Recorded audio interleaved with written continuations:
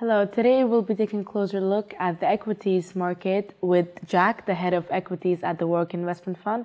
Thank you for joining us, Jack. Could you give us a bit more insight into what your asset group does? Sure thing, it's a pleasure to be here. So the first thing we did this week, which we'd like to talk to you guys about, was a trading call on Tesco. So it reported half-year results on Thursday, and we were well aware that Dave Lewis needs to perform his kitchen sinking of the profit misreporting issue, which has been ongoing since midsummer. Our expectation was that at best case scenario, it would have been as bad as the market was expecting at 250 million, in which case the shares would remain flat, and that if it was any worse, the shares would take a further hit. So for us, the risks were skewed to the downside. I heard that it dropped by 4%. How did you think that worked in your favor? Sure, so our profit move on 4% essentially worked from three different factors.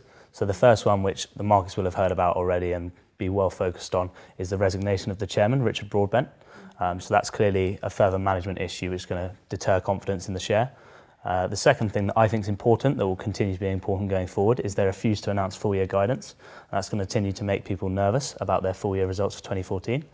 And the last of those I would identify as positioning. So we entered on Monday and it actually traded up about 5% from there, which, whilst it made us a little bit nervous, probably meant that expectations were slightly more positive and therefore the share took a bigger hit on the day.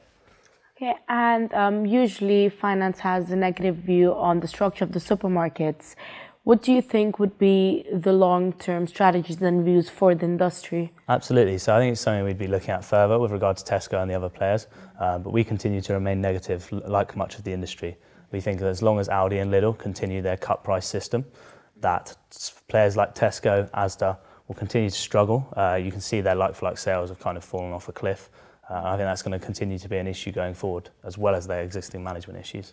Perfect. And I've heard your asset class is expanding. And what other investment views do you have as a team? Sure. So our longer term play at the moment came from an analyst looking at big pharma. So whilst the focus this year has been much on the M&A side of things for the first half, particularly AstraZeneca, Pfizer, we've been looking at the existence of the patent cliff for a lot of the big players.